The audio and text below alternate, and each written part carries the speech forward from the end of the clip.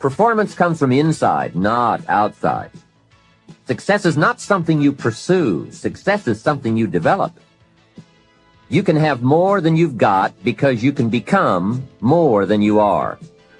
Unless you change how you are, you'll always have what you've got.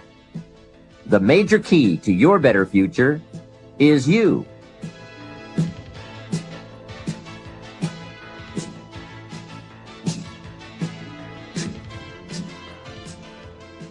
The key to a great future is within you, and you'll be able to find it and use it with Success Strategies, 7 Keys to Wealth and Happiness.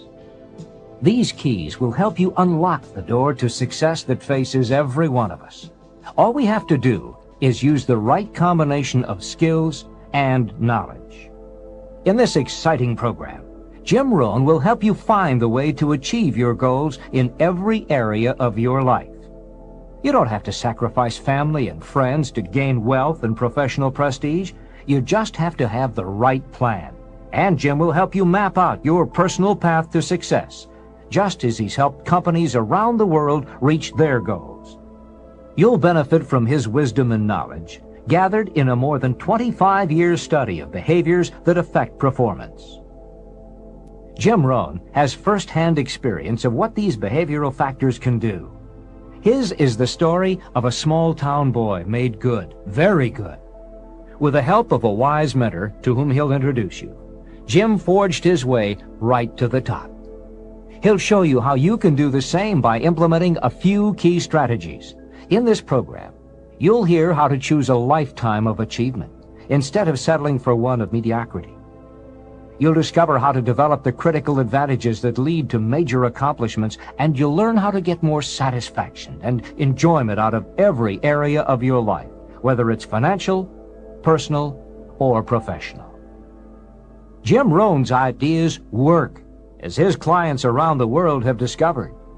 He's earned a reputation as a dynamic and effective trainer all over North America, England, Spain, Taiwan, and Australia. In this program, you too will reap the benefits these companies have paid thousands of dollars for, and you'll have a private one-on-one session with Jim Rohn. And now, the Nightingale Conant Corporation is very pleased to present Mr. Jim Rohn.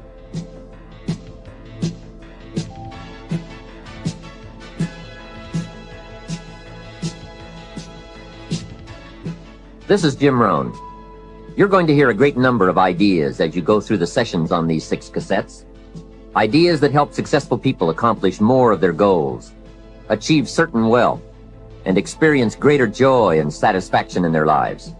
My hope is that you'll find a few of these ideas very useful to you right now. Unfortunately, I don't know you personally. I'm not familiar with your dreams or your problems.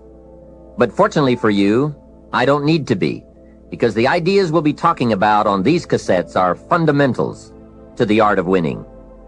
They will help you achieve your most inspiring dreams, guaranteed. They are, in fact, the 7 fundamentals for wealth and happiness. As we go through these cassettes, you'll see very clearly for yourself just how these ideas can start making a major difference in your life right away. Where did these fundamentals come from? I didn't make them up.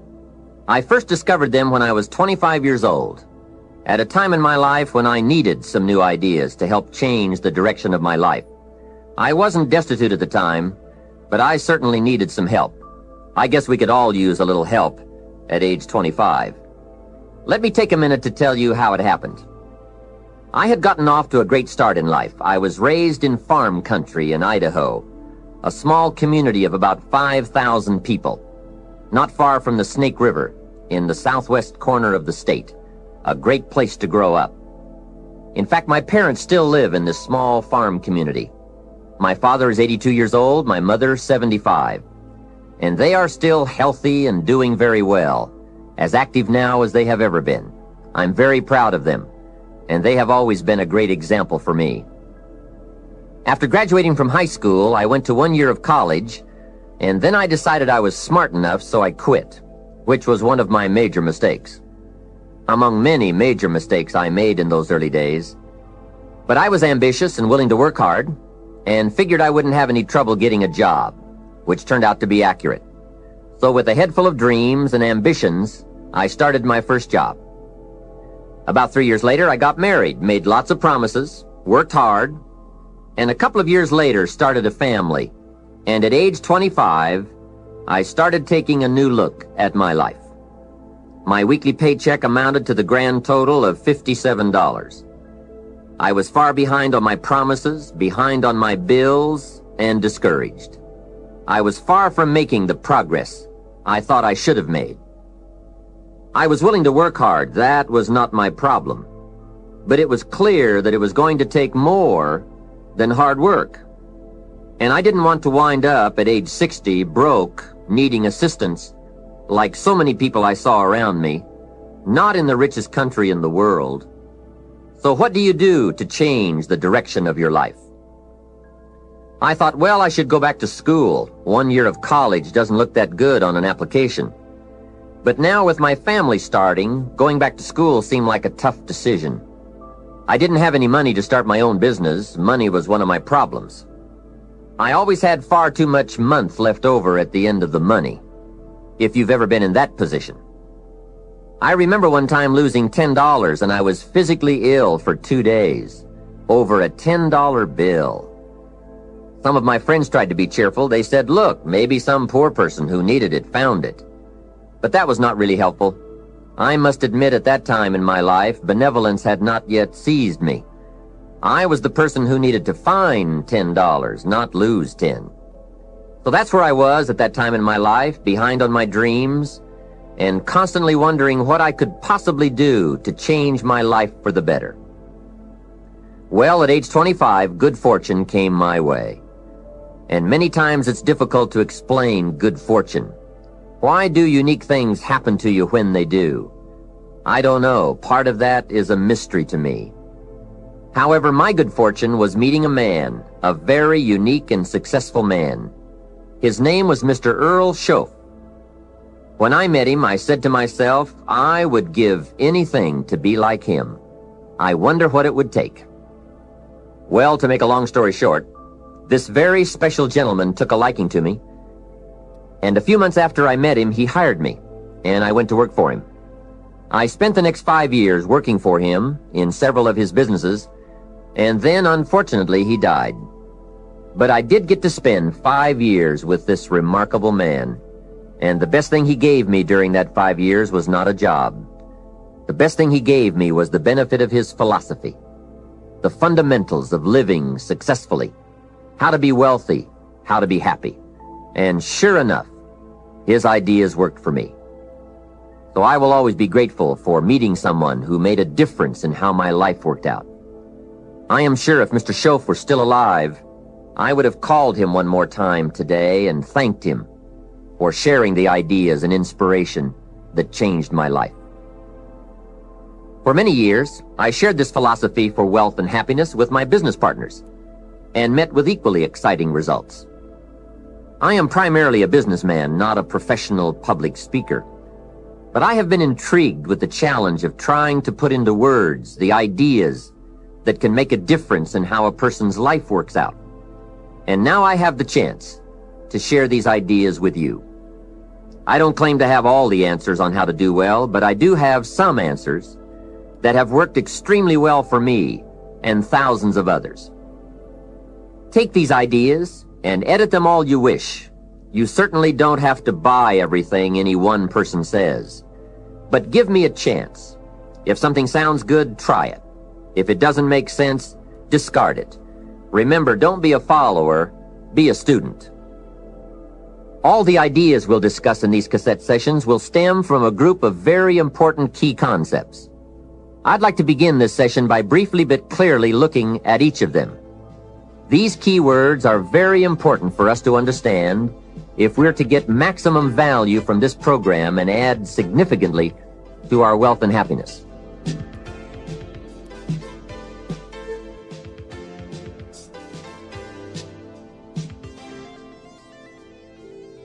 The first key word is fundamentals. What a most important word, fundamentals. This word calls attention to the primary issue in our quest for greater success. It is the key word in making our lives work well. Fundamentals. Those basics that build the foundation for accomplishment, productivity, success, and lifestyle. Fundamentals form the beginning, the basis, the reality from which everything else flows.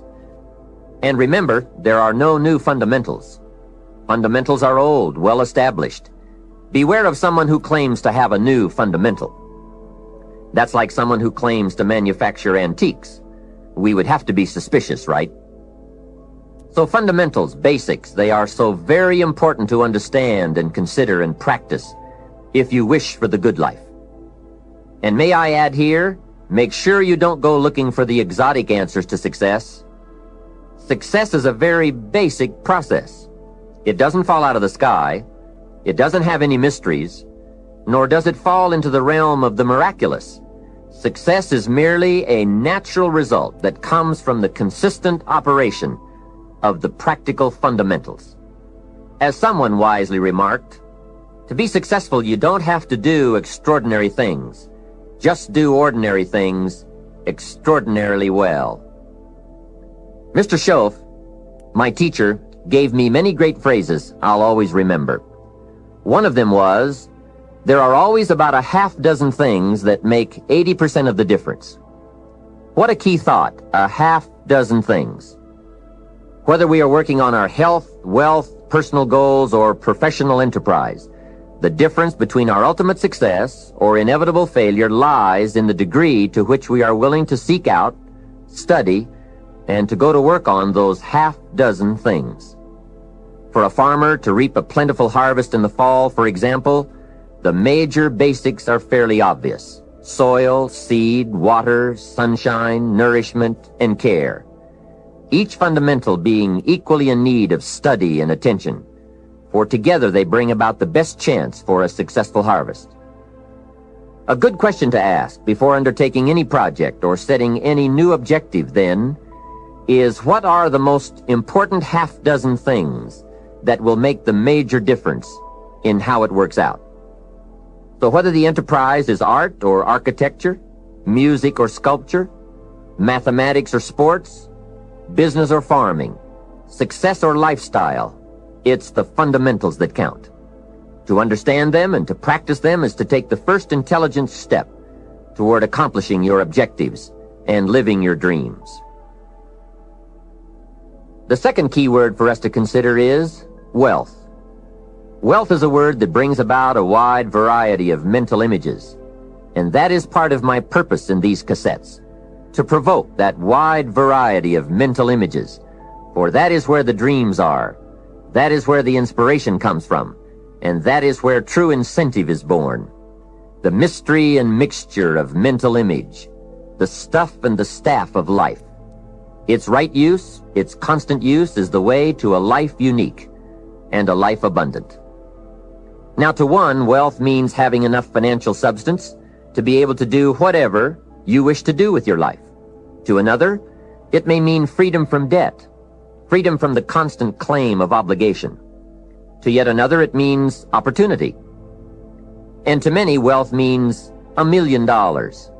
That's a unique word, millionaire. It rings of success, freedom, power, influence, pleasure, possibility, benevolence, and excitement. Not a bad mental image. Now we could talk of the wealth of experience, the wealth of friends, the wealth of love, the wealth of family, the wealth of culture. Wealth of many kinds. However, in this program, we are more specifically going to talk about wealth in the sense of financial freedom. Wealth that comes from the conversion of effort and enterprise into currency and equity. For each of us, the amount of money required to be wealthy will differ. But the dream for all of us, I'm sure, is the same. Freedom from financial pressure. More freedom of choice, freedom to enjoy, and the opportunity to create and to share. Wealth, the possession of great financial resources that improves the quality of your life and gives you added dignity and expanded lifestyle. So decide for yourself what wealth means to you. Latch on to your own mental image of wealth. And let's see if the ideas I'm about to bring to you will make sense and perhaps provide you with the inspiration to put the plan into high action so that as the days pass, you will discover a growing sense of freedom and dignity, self-worth, substance, and lifestyle. The next key word is happiness, the universal quest. Happiness is a joy that most often comes as a result of positive activity. Like wealth, it too has a wide variety of meanings and interpretations. Happiness is both the joy of discovery and the joy of knowing. It is a result of an awareness of the full range of life, the color, the sound, the harmony. And it is the joy that comes from designing a life and practicing the fine art of living well. Happiness is being able to explore the offerings of life by perception, response, and enjoyment. Happiness is both receiving and sharing, reaping and bestowing. It is being able to feast on harmony as well as food, on ideas as well as bread. Happiness is the deliberate act to create a wider world of experience and awareness. Happiness is having a handle on disappointment. It is being in control of both emotion and circumstance. Happiness is freedom from the negative children of fear, such as worry, low self-esteem, envy, greed, anger, resentment, and so on. Happiness is an awareness and a grasp of the positive power of life and loving values. It is an order of thought, activity, and lifestyle. Happiness is values in balance. It is contact with people of substance. Happiness is contentment with the tasks of your life. It is thought inspired by, organized with, and rooted in your personal philosophy.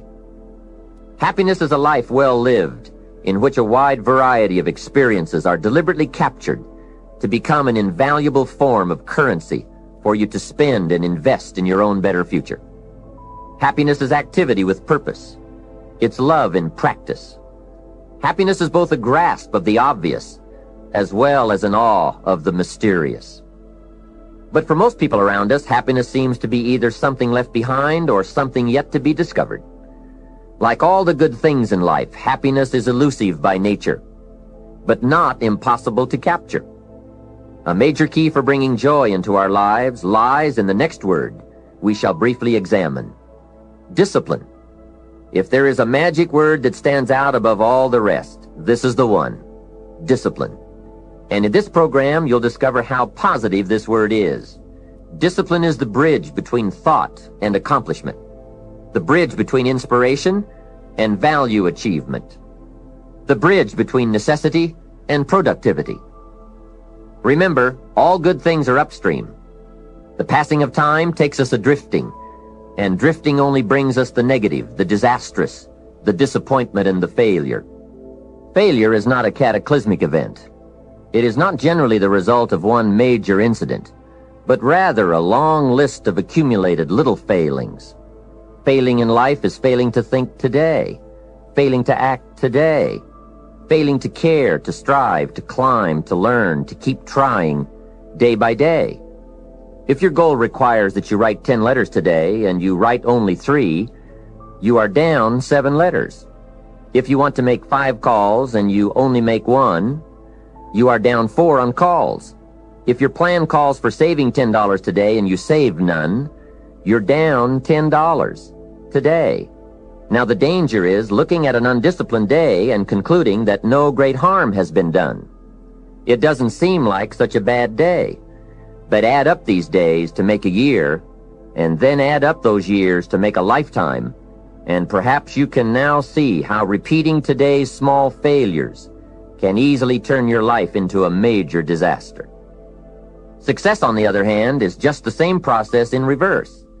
If you plan to make 10 calls, and you end the day making 15, now you're up 5 calls. If you then get up a few on letters, move up the savings numbers, you can see what a massive difference it could make in a year, and what wealth and accomplishment awaits for a lifetime. Discipline is like a set of magic keys that unlocks all the doors of wealth, happiness, sophistication, culture, high self-esteem, pride, joy, accomplishment, satisfaction, and success. The first key to discipline is awareness of the need for and the value of discipline, and especially the discipline to make the changes. What will it take? What must I do? And what must I become to get all I want from my life? The second key is the willingness. More than that, the eagerness to maintain your new discipline deliberately, wisely, consistently. And the third key to discipline is the commitment to master the circumstances of your daily life, to see and harness the opportunities to make something of the sun and the rain, the good as well as what comes in the guise of misfortune. Discipline does many things, but most important of all is what it does for you. It makes you feel better about yourself. Even the smallest discipline can have an incredible effect on your attitude. And the good feeling you get, that surging feeling of self-worth that comes from starting a new discipline, is almost as good as the feeling that comes from the accomplishment of the discipline. Second, a new discipline immediately alters your life direction. You don't change destinations immediately. That is yet to come. But you can change direction immediately. And direction is very important. Third, discipline cooperates with nature. Everything strives. It is a common life function. How tall will a tree grow? As tall as it can. Everything strives to become all it can possibly be. And that striving to become is what discipline is all about. Disciplining ourselves to fulfill our natural potential to become all that we can be. And finally, discipline attracts opportunity. Opportunity is always looking for ambition and skill in action. Discipline taps the unlimited power of commitment. The human will in action, driven by inspiration, enticed by desire, tempered by reason, guided by intelligence, can bring you to that high and lofty place called the good life. Discipline, those unique steps of intelligent thought and activity that put a lid on temper and a faucet on courtesy, that develop positive and control negative, that encourage success and deter failure, that design lifestyle and control frustration, that enhance health and curb sickness, that promote happiness and manage sadness. Discipline, the start and the continuing process that brings all good things. And remember, anyone can start the process. It's not if I could, I would. It's if I would, I could. If I will, I can. So start the new process. You can begin a new habit no matter how small it is. Small isn't important. Whether or not you start and whether or not you continue are all that is important. And don't be deluded by an affirmation. Only affirm what you are truly prepared to do.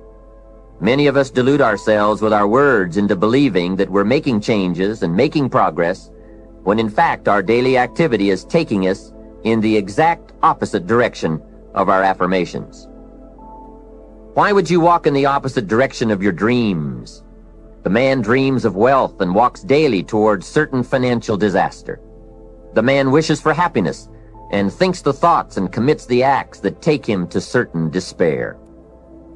So to have a prosperous life, start a prosperity plan. To become wealthy, start a wealth plan. Remember, you don't have to be wealthy to have a wealth plan.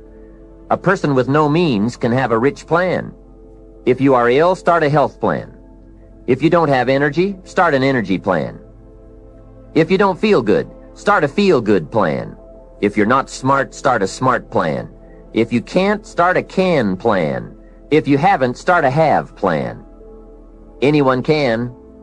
Even a bad person can start hearing good messages and reading good books. Recognize that the start of the better life, the happy life, the wealthy life, is today. This is exciting. Both the process and the result can begin today. Start the new journey today. If you think of a new idea, today is the day to begin the discipline of putting that idea into action. Set this day up as a long, busy, exciting start for your new life. Get your first book for your new library today. Begin your new practice of setting goals today. Start clearing out a drawer of your new orderly desk Today. Start eating an apple a day on your new health plan. Today. Put some money in your new investment for fortune account. Today. Start reading with intensity for your new wealth of mind plan. Today. Write a postponed letter today. Make a delayed telephone call today. Pick up your camera and take a picture of something to start your new treasury of photographs today. Get some momentum going on your new commitment to the better life. See how many activities you can pile on in this first day. Go all out. Break away from the negative downward pull of gravity. Start the thrusters going. Prove to yourself that waiting is over, hoping is past, and that faith and action have now taken charge. It's a new day, a new beginning for your new life. With discipline, you can't believe the list of positive moves you can make in the first day of your new beginning. What have you got to lose? Only the despair and fear and guilt of the past. Only the dissatisfaction and unhappiness and lack of fulfillment of the past. Only the frustration and low self-esteem of the past.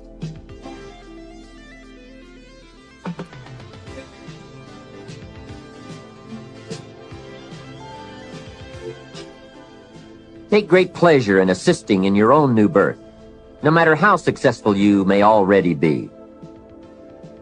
Now I offer you the next challenge. Make this new first day a part of the week of new beginnings. See how many things you can continue and start in this week of new beginnings. Then make it the first month of the new beginnings. Then the first year of the new beginning. By the time that first year is finished, you will never again be claimed by the past. Past habits, past influences, past regrets, or past failures. You are ready to, as the Bible phrase says, fly with the eagles. And you will have begun your certain journey toward the last key concept we'll discuss on this cassette. Success. Success is both a journey and a destination, isn't it? It is both the steady, measured progress toward a goal and the achievement of a goal. Success is an accomplishment, whether it be great or small, and it's an understanding of the potential and power of an entire human life. Success is an awareness of value, and it's the cultivation of value through discipline. It can be tangible or intangible. Success is a process of turning away from something in order to turn toward something else. From no exercise to exercise, from candy to fruit, from not investing to investing. Success is responding to an invitation to change, to grow, to develop, to become, to move up to a better place with a better vantage point.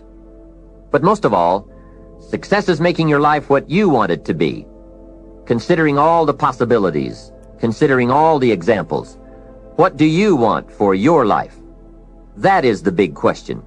Remember, success is not a set of standards from our culture, but rather a collection of personal values, clearly defined and ultimately achieved.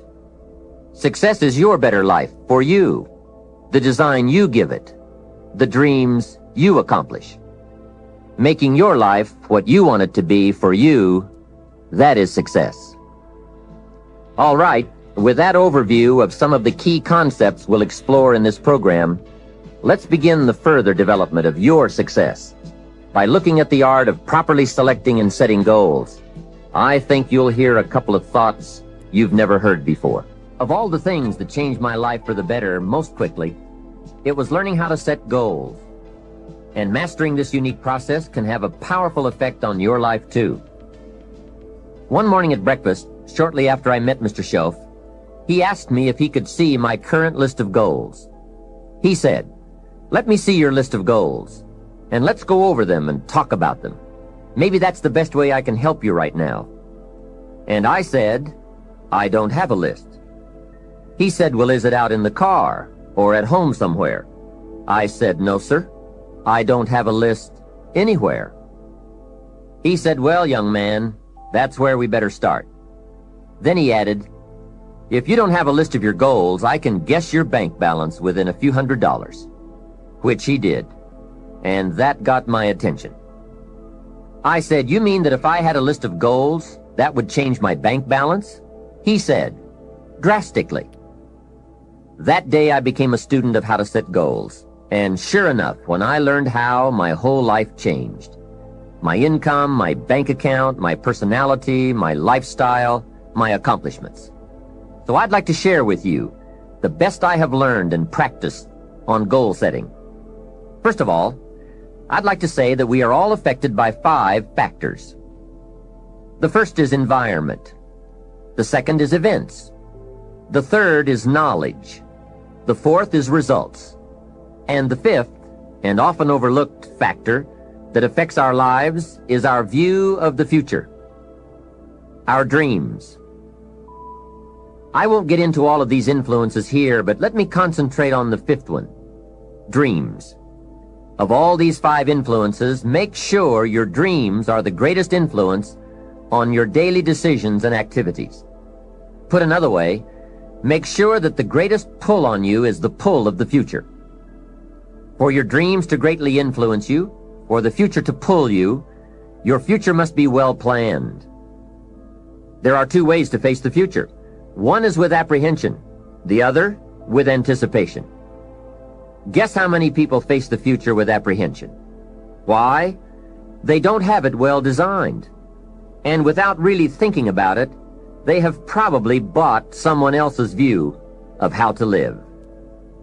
You will face the future with anticipation when you have planned a future you can get excited about. When you have designed your future results in advance. In this way, the future will capture your imagination. It will exert an enormous influence on you. And to design your future, you must have goals. Well-defined goals are like a magnet. They pull you in their direction. And the better you have defined them, the better you have described them, the harder you work on them, the stronger they pull. And they pull you through all kinds of difficulties too. Without goals, it is easy to let life deteriorate to the point where you're just making a living.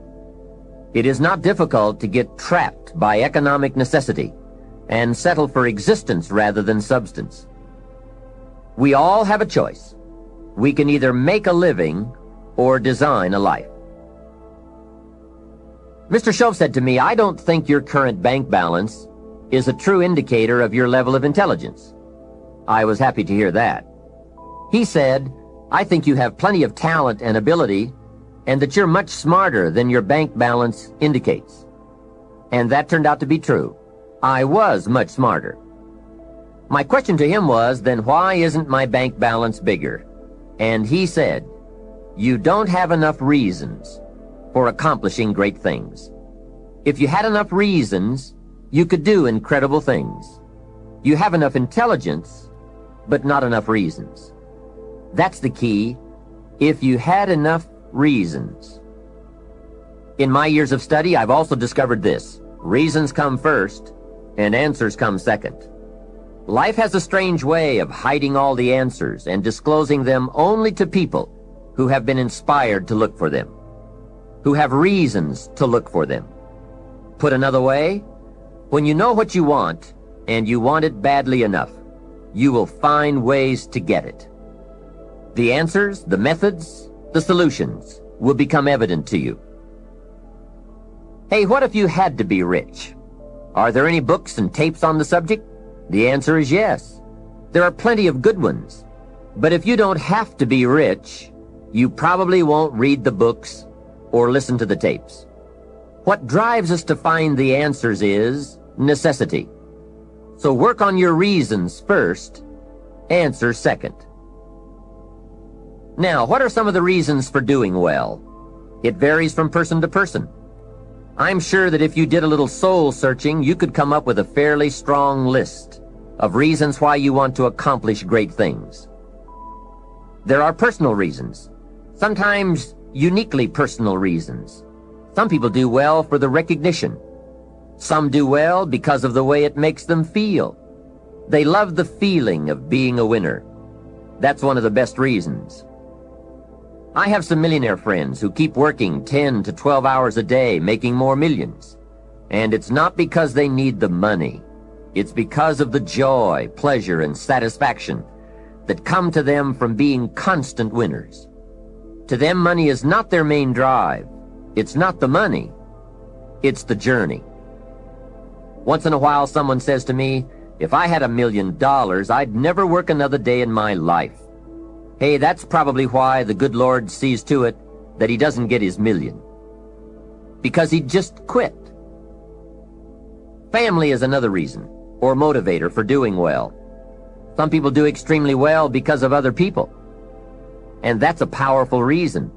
Sometimes we will do things for someone else that we would not do for ourselves. We are made that way.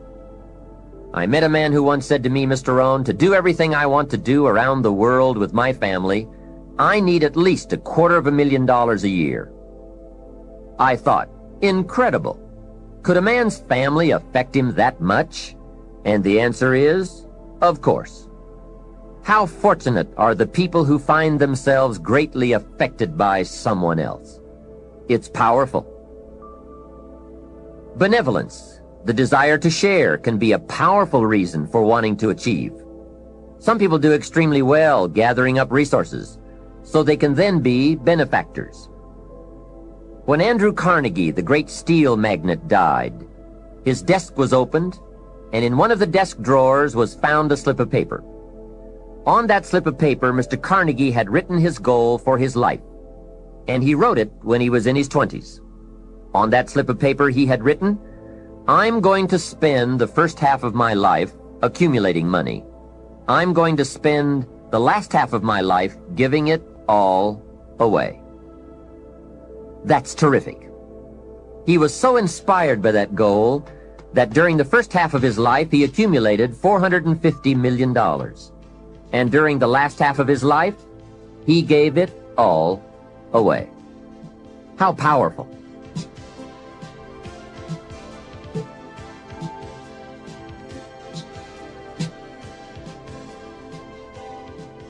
What has you turned on? What has you getting up early, hitting it hard all day and staying up late? What has you inspired? Next question, what's got you turned off? When I found the answers to those two questions, my life exploded into change. I finally found out what negative philosophy of life I had allowed to limit me and had me turned off, and I got that cured. Then I found a long enough list of reasons to turn me on, and once the lights went on for me at age 25, they have never gone out. I've fallen out of the sky a few times, but I've never lost that drive to do something unique with my life. Now there's another list of reasons for doing well, called nitty-gritty. Those hard little reasons that can really affect your life. Sometimes it doesn't take much of a goal to start you in a brand new life direction. I now carry a few $100s in my money clip. It's only a few $100s, but the story behind why I do it reveals one of those reasons that greatly affected me. Just before I met Mr. Shoaff, I heard a knock at my door one day. When I opened it, there was a little girl selling Girl Scout cookies. And she gave me one of the finest sales presentations I've ever heard. A special deal, several flavors, and only $2, back when you could get a lot for $2. And with a big smile, she very politely asked me to buy. And I wanted to. Big problem. I didn't have $2. And to this day, I can still clearly remember the pain and the embarrassment. I was a father, I had been to college, I was working, and I didn't have $2. Now, since I didn't want to tell her that, I did what I thought was next best. I lied to her. I said, hey, I've already bought lots of Girl Scout cookies. I've still got plenty stacked in the house. Now, that wasn't true, but it seemed to get me off the hook for the moment. She said, that's wonderful, sir. Thank you very much. And she went away. After she had left, I closed the door, and that was the day I said, I don't want to live like this anymore. I've had it with being broke, and I've had it with lying. I've had it with being embarrassed over not having any money in my pocket. I promised myself that day that this would never happen again. I picked a day and an amount, and I said, I'll never carry less. It was one of those reasons that still affects my life after all these years. So I now carry a few $100s in my money clip. I do that for two reasons, I guess. One reason is the way it makes me feel. That special feeling of having plenty. Mr. Shove said to me, the first $500 you earn, put into your pocket, not in the bank. It feels much better in your pocket than it does in the bank. I've found that's true. But I also carry plenty in case I bump into another Girl Scout who's selling cookies. I'm ready. I remember walking out of the bank one day in Northern California where I lived at the time, and there were two little girls selling candy right outside the bank for some girls' organization. The first little girl walked up to me and said, Mister, would you like to buy some candy? I said, I probably would. What kind is it? She said, it's almond roca. I said, that's my favorite. She said, wonderful. I asked, how much is it? She said, it's only $2. I thought, it couldn't be. Still $2 after all these years? I couldn't help remembering the Girl Scout and the cookies. I said, how many boxes of that candy have you got? She said, I've got 5. And the other little girl standing there, she was selling candy too. I asked, how many boxes do you have? She said, I've got 4. I said, that's 9. I'll take them all. They said, really? I said, yes. I've got some friends, so I'll pass some around. They got so excited, put all this candy together. I reached into my pocket and gave them $18. Now, when I've got the candy and they've got the money, that first little girl looks up and says, Mister, you are really something. How about that? Can you imagine only spending $18 and having someone look at you in the face and say, you are really something? Now you know why I carry heavy. I'm not going to miss those chances anymore. It was a small goal, just a few $100s, but it had a big effect on my life. I have a dear friend, Robert Depew. Bobby used to be a school teacher in Lindsay, California, the olive capital. After he taught school for several years, he became a little weary of teaching and decided to get into sales. One day, without telling anyone, he quit his teaching job and jumped into sales. When he did, his brother poked fun at him. His brother said, you're going to go right down the drain. You had a good teaching job. Now you're going to lose everything you have. You must be out of your mind. He put him down something fierce. Bobby said the way my brother acted made me so angry, I decided to get rich. Today, Robert happens to be one of my millionaire friends. The attainment of wealth is not just a matter of intelligence. Mostly, it's a matter of inspiration. So if you have strong enough inspiration, a strong enough reason, large or small, it can have an incredible influence on the direction of your life.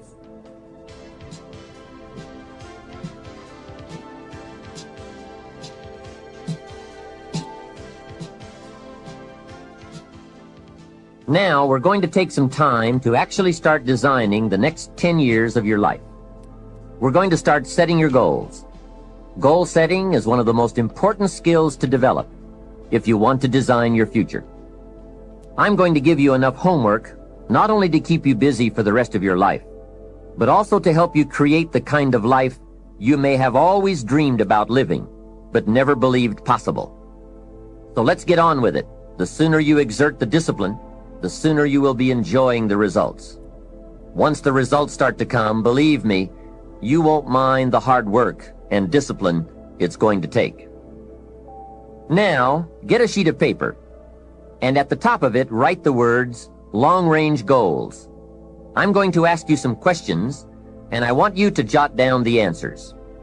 If you don't have paper and pen handy, follow along with me now anyway, just listening. Then later, listen again when you can write down your ideas. After I've asked the questions, which is the first part of this exercise, you can stop the tape and work on your answers. All right, let's start this exercise. The basic question you are going to answer is, what do I want within the next 1 to 10 years? I want you to take about 12 to 15 minutes and make a list of at least 50 things you want within the next 1 to 10 years. These are long-range goals. To help you get started with your list, consider these questions. What do I want to do? What do I want to see? What do I want to be? What do I want to have? Where do I want to go? And what would I like to share? Now, with these thought starter questions in mind, answer the basic question. What do I want within the next 1 to 10 years? See how many things you can write down. At this point, don't take the time to describe in detail everything you want. This is the time for you to let your thoughts pour, to write fast and to abbreviate. For example, if you just write down 380, you'll know what that means. You don't have to describe the color and the interior of the car. You'll do that later in this exercise. I want you now just to abbreviate and write fast. Make the list as long as you possibly can. Try to write down at least 50 items, 50 things you want within the next 1 to 10 years. These are long-range goals. Spend about 12 to 15 minutes on this. After you've completed your list, you're ready for the next part of the exercise.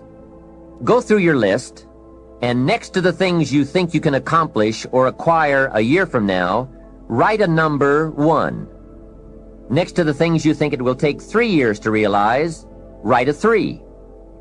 Next to the things it will take 5 years to accomplish, write a 5. And next to the things it will take 10 years to accomplish, write a 10. Go through this list now to the best of your ability and say, that looks like it will take me about a year, or 3 years, or 5 years, or 10 years. Some big goals might be out there 10 years from now. Once you complete this part of the exercise, you might come to the conclusion that you need a lot more 3-year goals and less 1-year goals, for example, or that you need more 10-year goals. You see, while you're working on one goal, you must have something else in the planning stages. If you don't, what happened to some of the early Apollo astronauts could happen to you. After they came back from the moon, some of those astronauts experienced deep psychological and emotional problems. And the reason for that? Why, after you've been to the moon, now where do you go? That seemed to be the end, the finish. What later astronauts did was to make sure that they had major projects lined up after they returned from the moon trip. The way you enjoy life best is to wrap up one goal and start right on the next one. Don't linger too long at the table of success.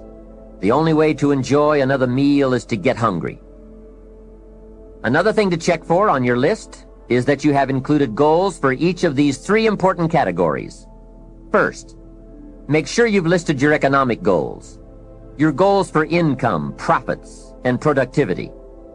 Second, make certain your list includes material items you want, tangibles, such as a home, a car, a boat, furniture, or jewelry. Don't attach the wrong importance to things, but they are important. Third, you'll want to include on your list goals for personal development. Write down all your personal development goals. Your goals to be more physically fit, to lose weight, to be more decisive, to be a more effective leader, to be a better communicator, to learn another language. Of course, there are other types of goals to consider: family goals, social goals, lifestyle goals. This is pretty heavy homework, but remember, whether or not you do your homework shows up in the marketplace as well as in the classroom. After you have determined which of your goals are 1 year, 3 year, 5 year, and 10 year, and after you've made certain your list includes economic goals, things, and personal development goals, I want you to go back to this list again. Now pick out the 4 most important 1-year goals, the 4 most important 3-year goals, the 4 most important 5-year goals, and the 4 most important 10-year goals. Those 16 goals will give you plenty of work for now. Get out some more paper, and in a brief paragraph, describe each goal. How high, how long, how much, what size, what model, what color, for example. Also describe why it is important to you. This is a process where you either talk yourself into it or talk yourself out of it, which is good. When you're unclear as to why something is important, usually you put only half-hearted effort into it. What you want is a powerful motivator, but the reason why you want it is an even more powerful motivator. It has greater pull. You may find that some of your goals you thought at first glance were important are not important after all. Do some reflecting, refining, and revising. The point is, right now, try to have approximately 4 1-year, 3-year, 5-year, and 10-year goals that you truly believe in, that inspire you, that you've sold yourself on. When these goals and the reasons you want to obtain them are each clearly described in a brief paragraph, transfer this information to a journal or some type of notebook that you can carry with you easily and refer to often. It's essential to set aside some time every week to review all of your goals, to rearrange them, redo them, restructure them, to add goals, or to tear up the whole list and start over. Goal setting is not something you do just once. It's a continual process. Also, you must constantly check your progress toward your goals. You don't want to fall too far behind on, or worse, lose sight of, your important goals. Now, just as important as your long-range goals are your short-range goals. Your goals for tomorrow, next week, next month, 6 months from now.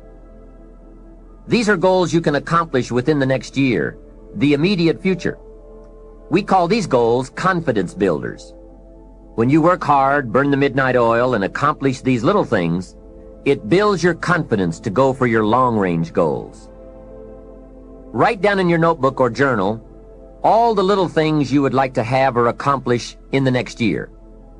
How you set up this list is up to you. You might want to break it down by week or by month. Set it up in whatever way works well for you. Part of the fun of having a list is being able to check off something as obtained or completed. Every week, try to check off at least one thing on your list of short-term goals. And when you are able to check off something major, something on your list of long-range goals, celebrate. Make winning joyful. Congratulate yourself.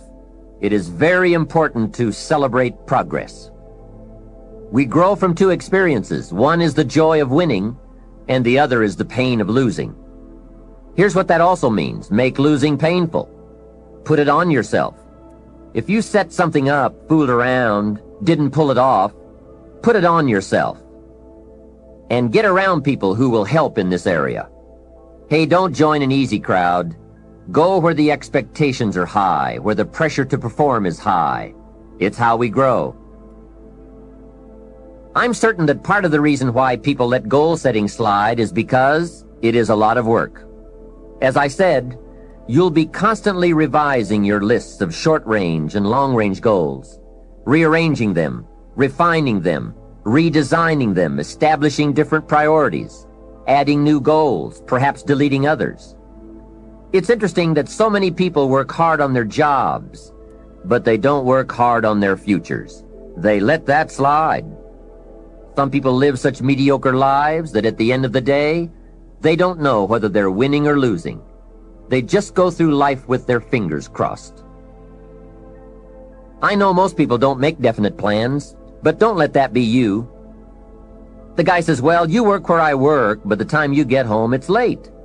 You've got to have a bite to eat, watch a little TV, and get to bed. You can't sit up half of the night and plan. And this is the guy who's behind on his car note. He's a good worker, hard worker, sincere. But I've discovered that you can be sincere and work hard all your life and wind up broke and embarrassed. You've got to be better than a good worker. You've got to be a good planner, a good goal setter. You've heard the old saying, the people who fail to plan are planning to fail. It's true. So work on your plans. Put yourself in the top few percent who put this power to work for themselves. Writing your goals down also shows you are serious. And to do better, you must get serious. You don't have to be grim, but you do have to be serious. Hey, everybody hopes things will get better, but remember, the future does not get better by hope. It gets better by plan. And hope unaided by clear plans can finally become an illness. There's a Bible phrase that says, hope long delayed makes the heart sick. It's a sickness. I used to have the illness known as passive hope. It's bad. And there's one that is even worse, and that is called happy hope. That is really bad. The man is 50, and he's broke, and he's still smiling. That's bad. So get serious. Make plans. Put them on paper. My suggestion from experience. There's a phrase from the Bible that goes, without dreams and vision, we perish. How true. Humans have this unique ability to aspire, to dream, to go for something, to become something. Without that, life is not life. We must have dreams and never give up on our dreams. I'd like to share with you some further observations I've made on goal setting. Understand that your goals, whatever they are affecting you all day long. Your goals affect your handshake, your attitude, how you feel. Your goals affect how you look, how you dress, how you walk, how you talk, all day, every day. Your personality, conversation, activity, it's all affected by your goals. I asked a man one time, what are your goals for this month? And he said, if I could just scrape up enough money to pay these lousy bills. That was his goal. Hey, I'm not saying it isn't a goal. It is, but it's such a poor goal. It certainly isn't inspiring. You don't jump out of bed on Monday morning and say, oh boy, another chance to go out and scrape up the money to pay these lousy bills. The point is that goals should be fun. They should be big, challenging, rewarding. They should allow you to grow. Remember, too, that the major purpose of having a goal is not just to acquire the goal. The major reason for setting goals is to compel yourself to become the person it takes to achieve them. In other words, attaining the goal is of secondary importance. What's far more important is what you become in the pursuit of it.